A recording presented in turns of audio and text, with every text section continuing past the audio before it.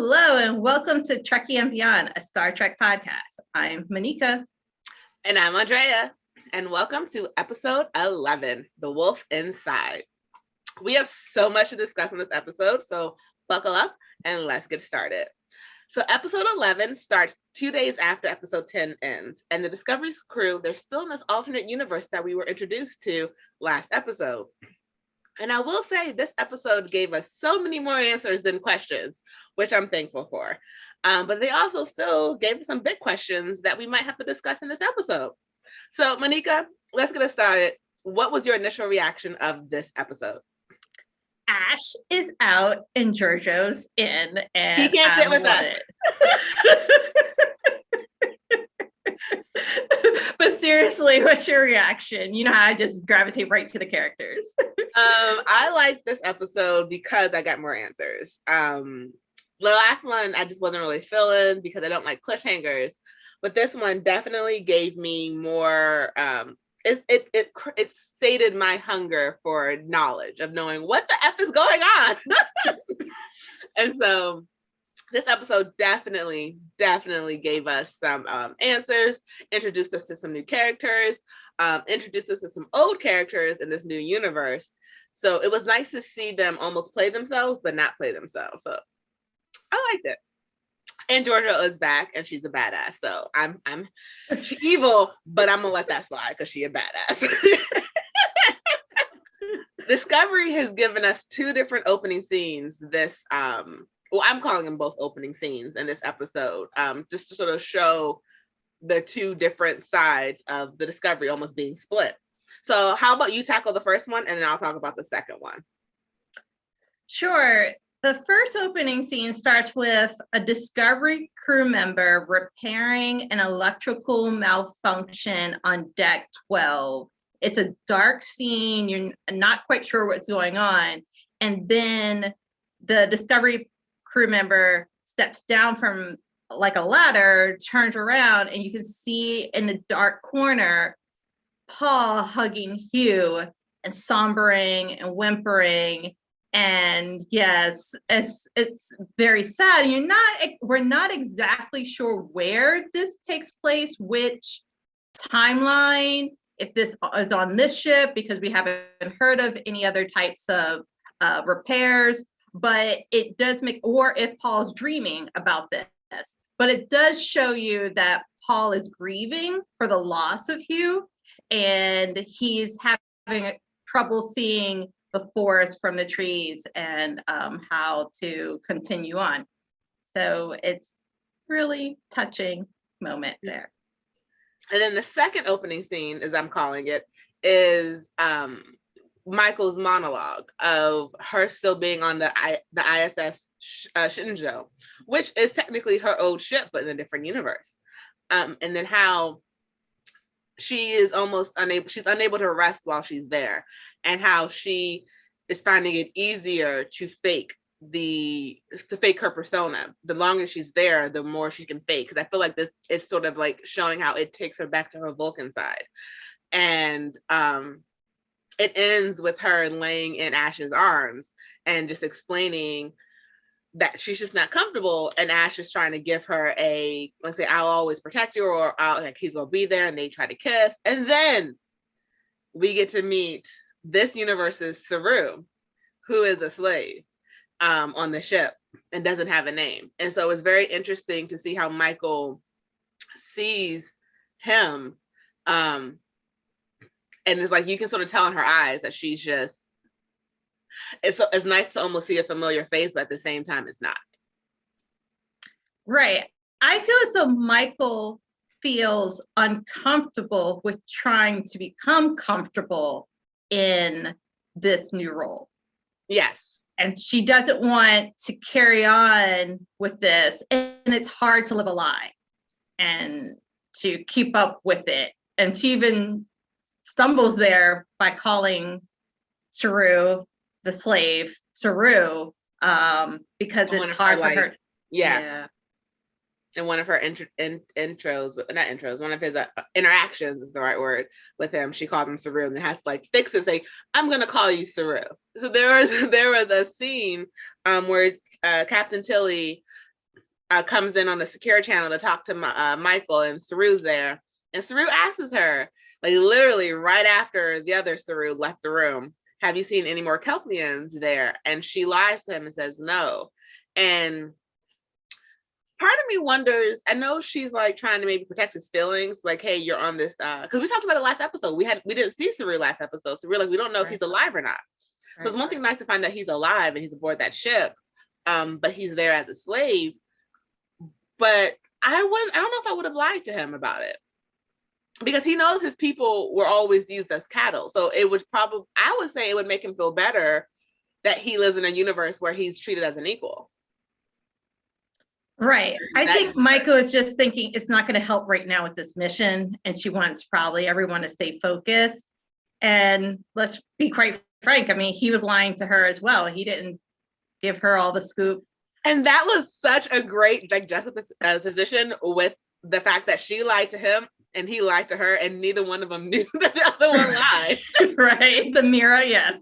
Yes. It was such a, he comes back, he's back on the USS Discovery, or the fake ISS Discovery. And Tilly's like, you should have told her. And he's like, no, we can't let that distract her. And she didn't tell him because she didn't want that to distract him. So it's very interesting that they did that on the same scene. So I like that.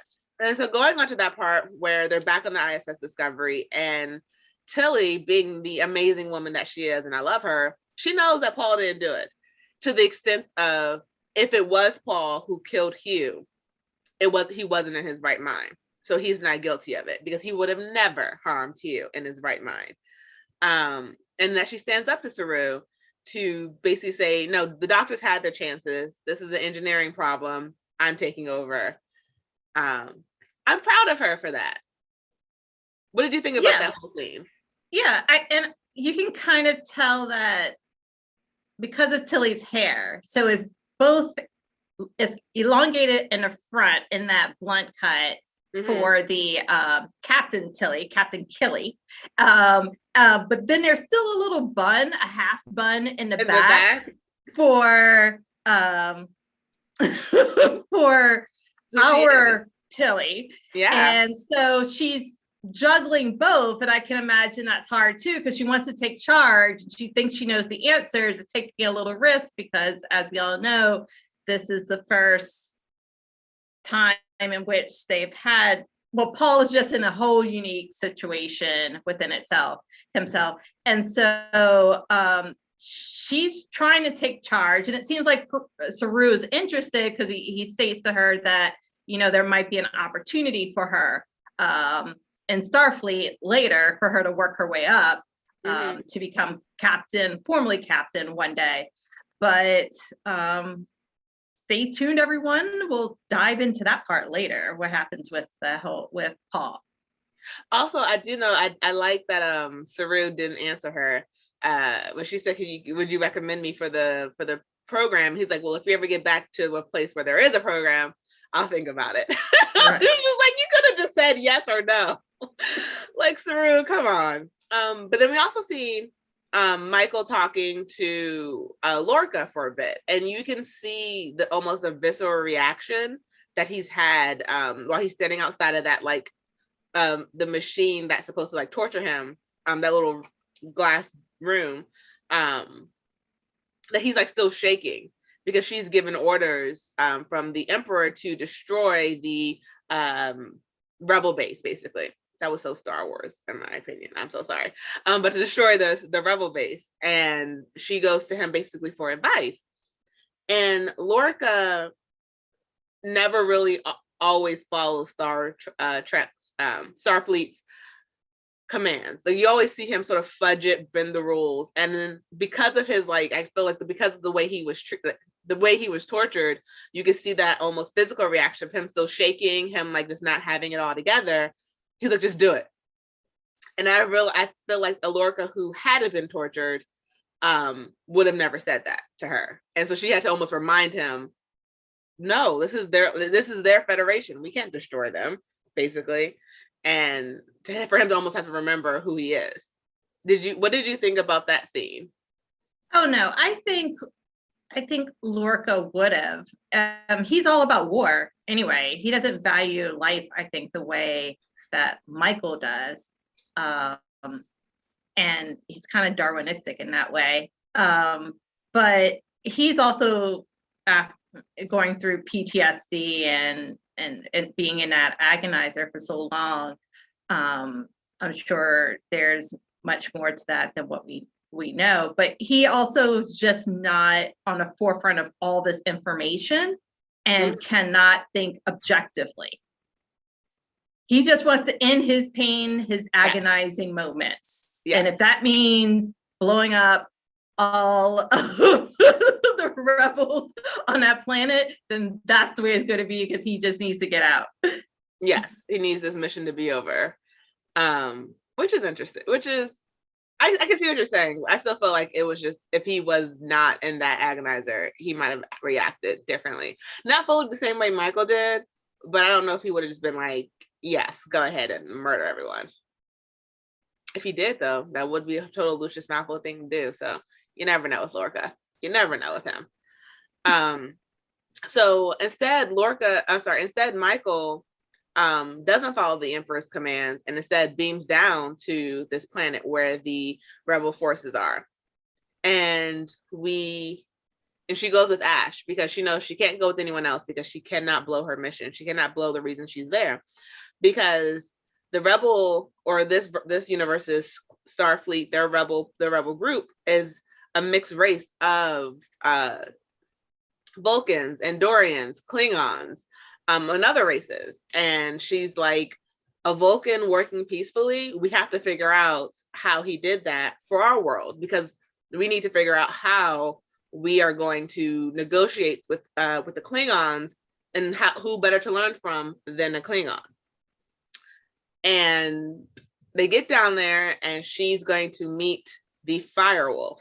I thought it was going to be one of three people, or three Klingons. It was either going to be Volk, it was going to be L'Rell, or is it going to be T'Kuvma? I was really thinking it was going to be T'Kuvma, just because it would have been like, it would have been like, oh, we killed you, and now I need to talk to you about how to bring about peace, when like he was like the beginning agitator, and now he's trying to get peace. So I thought it would have been T'Kuvma, really. So I was a little shocked. I knew it was going to be one of the three. I was just more of my money. It was like 60 or 80% T'Kuvma, 20% Volk, 20% L'Rell. I was like, I knew it was going to be any other Klingon besides those three. I was just sort of hoping it would be T'Kuvma.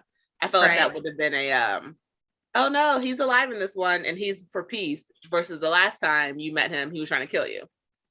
And you killed him. Well, now I'm thinking about it further. Volk was also a son of none, if I remember correctly. So he felt like he was an outsider, completely different. Who knows in this timeline how this all transpired, but I could see how a rebel within a rebel would find rebel forces would join. That's true. I totally see that. And he's also speaking English. Yeah. Which I didn't catch at first, because I always keep subtitles on my screen. So I was still reading what he was saying. And I was like, wait, he's speaking English. So that was interesting. And then, yes, we also see Ash coming face to face with Volk. And I just want to say, people, that I was right. From last episode and the episode before, I was like, she did something to him. And I think she hit Volk in his head. And she did. She did. That comes a little bit later, but it happened, and I like to say that I was correct. Right. It was interesting because Volk also stated to Ash, "Who is this speaking my native tongue, my native language?"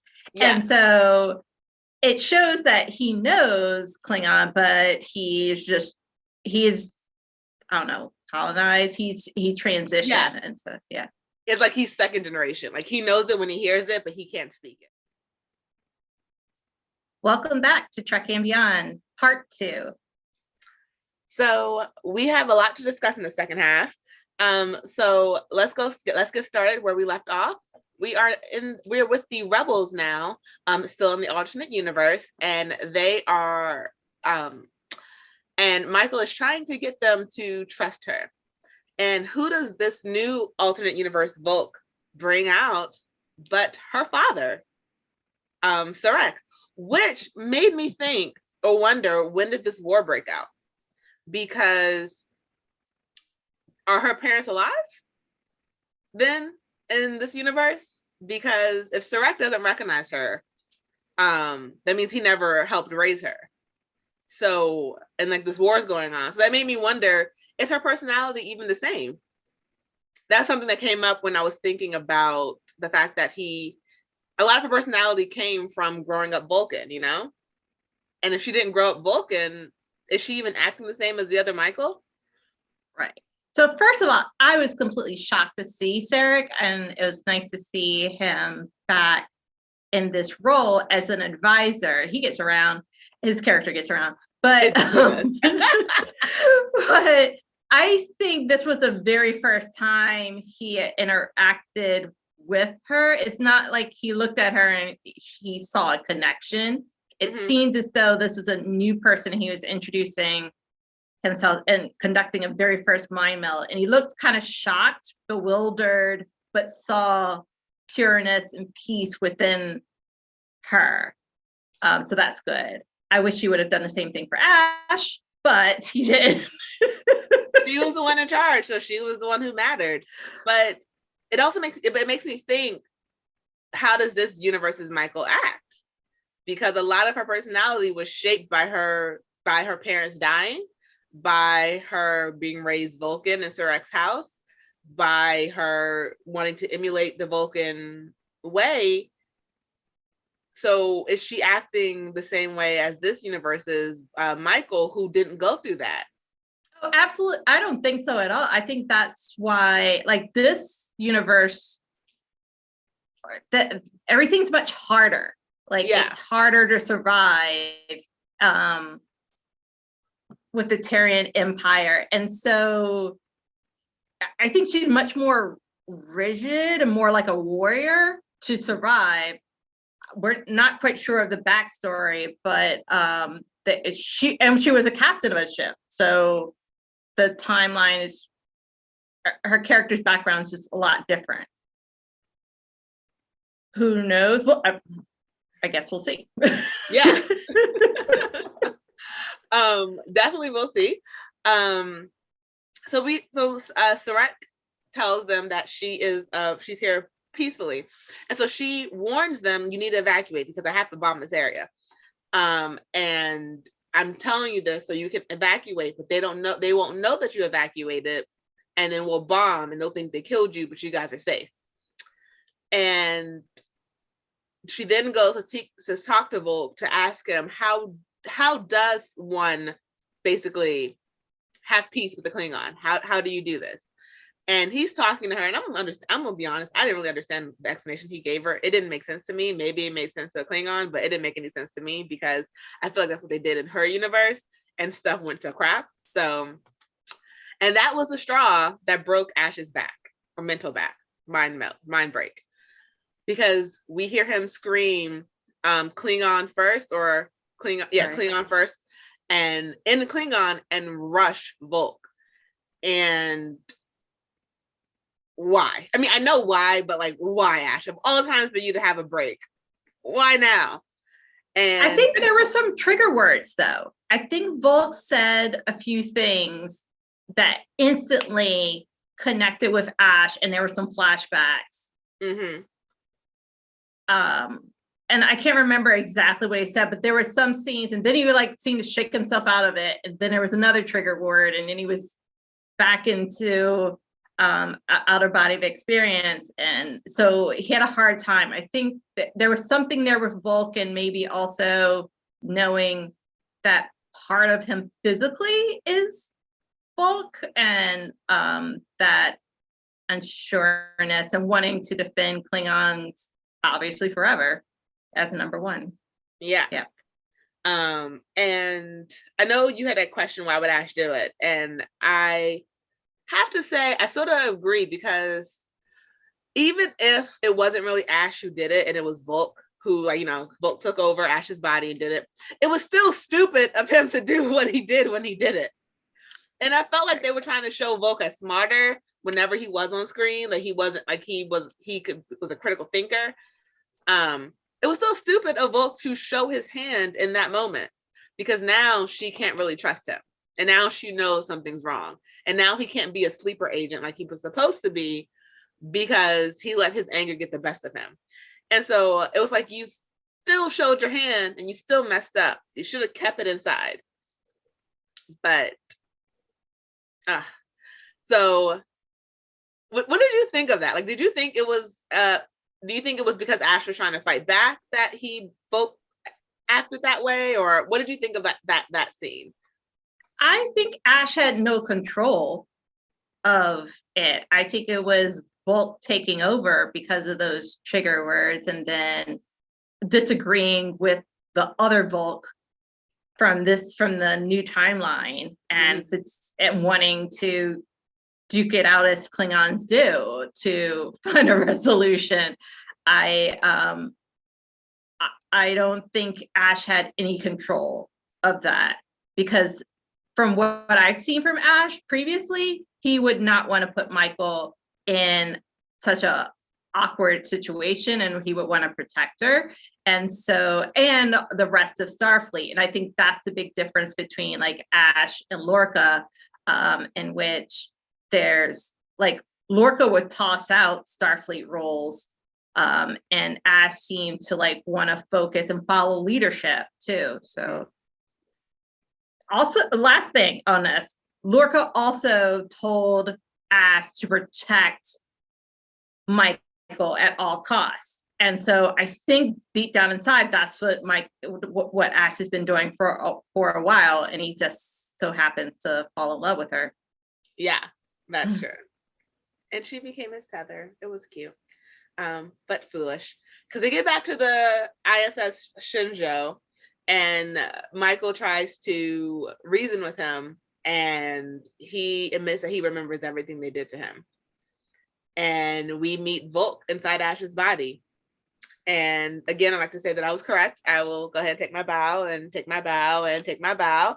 That Volk was inside Ash's body, and they basically transplanted his consciousness, his brain, or however they did it, in a very painful way. And it also explains why L'Rell had a lot of sexual time with Ash, because it wasn't Ash, it was Volk in his body.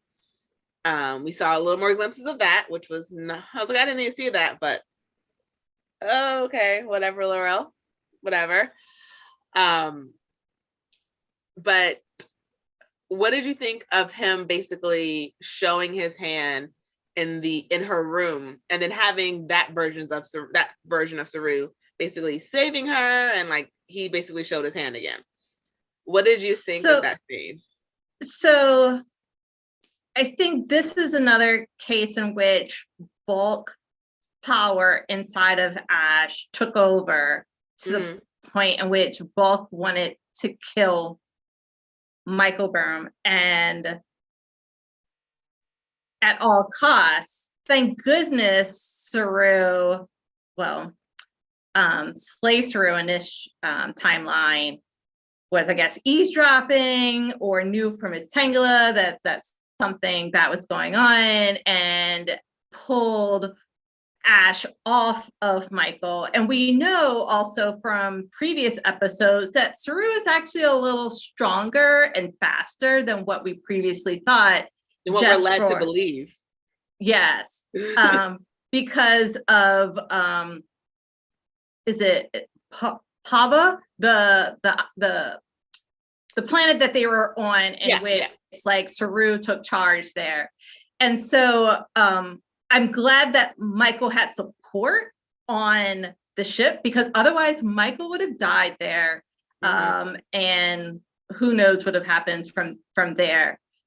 It's just interesting how her life was now in the hands of a man that she loved, but was not the man that she loved, right? Yeah. It's like she opened up her soul, finally found love with Ash, only to find out that Ash deep down inside is now Klingon, and the Klingons killed her family. So I'm sure there's tons of emotions within her. And it's also to like almost realize she never knew him fully, because she only met him after he was already tortured and after Volk was already in his head. So it was like she never really had him like she thought she did.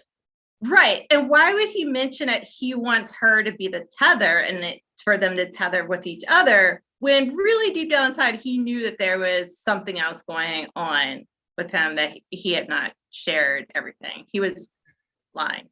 The Nile is not only a river in Egypt. I like that saying. But I'm happy that he, in his haughtiness and like total I'm better than everyone, the whole speech that every evil guy always does and you never need to do, his little monologue that he admitted that he killed Hugh, so that way it lets Paul off the hook completely. And so then the way that they execute the people in this universe is they basically energize them into space, and so like let them die out there. Because we saw a version of that earlier in that day where they did it to 3 other people, and so that's now Ash's fate for trying to kill the captain, and he is energized out and immediately picked up by Discovery. And because this is how Michael was able to get Discovery the information they needed, so that way they can figure out how to get home. But now it's just sort of interesting because now you're going to have Ash Volk locked up technically in the same area as L'Rell. And I feel like they're too smart to be together. They're way too smart to be together. And I don't think, because she knows all the trigger words. So I do hope they're smart enough to put them in different areas where they cannot see or hear each other, because she knows the trigger words to basically lower the shields or to bring them back up in his mind. So I hope that doesn't happen. What did you think of like how do they execute people in this world? Oh, I think the Terrians are beasts. Like the Terran Empire is like evil doors galore. That's the worst place to be.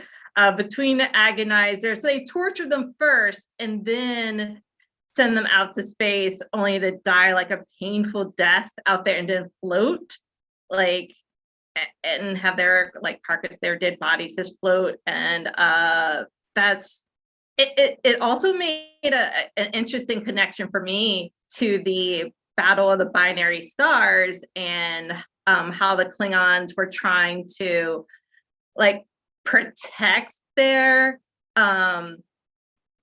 ancestors that died. And so, but in the Terrians are like, I don't care, out, you're banished. Making rain dead bodies, people. We're making it rain dead bodies.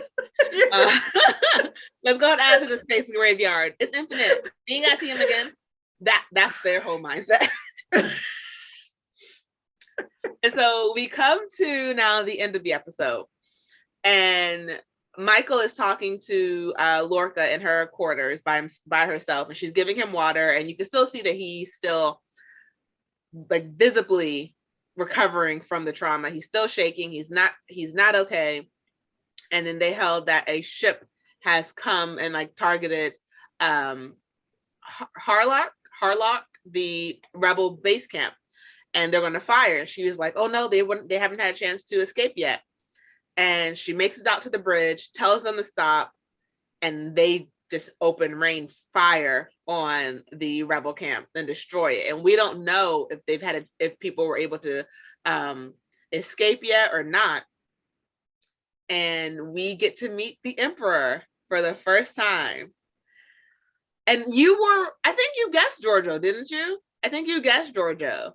Yes, part of me though was also hoping for possibly Ambassador Cornwell, Catherine Cornwell. I thought that would be pretty ironic, but I love Giorgio since the beginning, so it's great to see her back. And snaps and claps to you for being correct. I bow to you. But this is not the Giorgio we know. This is a different Giorgio, a badass Giorgio, and All the snaps and sass, yes. Right, because she pointed out to Michael, how dare you not bow to in front of me? And Michael was all shocked. She looked stunned. She puts her hand over her chest and her eyes are wide like, holy crap, and she bows. Right, she lost her character there. She needs to step up. So I'm looking forward to the next episode and see how Giorgio rules the whole empire. Yes. And before we get to our wrap up, I do want to jump back real quick to talk about how Tilly is actually taking care of Paul, because this leads into one of the ending scenes, and she basically puts him back in the spore drive, but not to have him jump, but to just basically put all the spores next to him so it can basically heal him. And it is actually working. His brain function is coming back. And after like a massive episode, we basically go inside his head and we hear someone say, "Hello, Paul, are you ready to work?" Yeah. I so hope you would find your way. And we turn and we see the ISS, the real ISS Discovery's Paul standing in this like mystical forest of the trees or whatever it's called. Right. I screamed. What did you do? Like what? When you saw him? So it's the Terran Empire Paul next to the Starfleet Paul, and but they're both connected to spores. So. Yes. So it's very interesting. It's very interesting. I'm excited to see what's going to happen between them, and I wonder if Terran Paul has a hue. I wonder. I'm still wondering what's happening on our original timeline and alternate universe, our original universe, because that spore drive is a weapon within itself, as Lorca knows.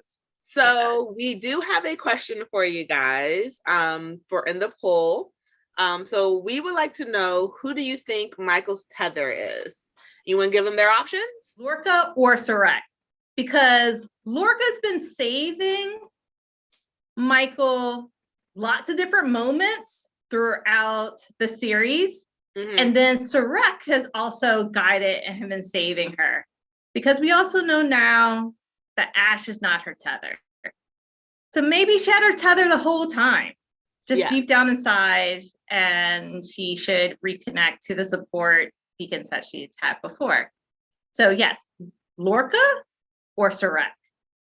And if you have a different idea, let us know in the comments what you think, or who do you think it should be? Because I'm not sure.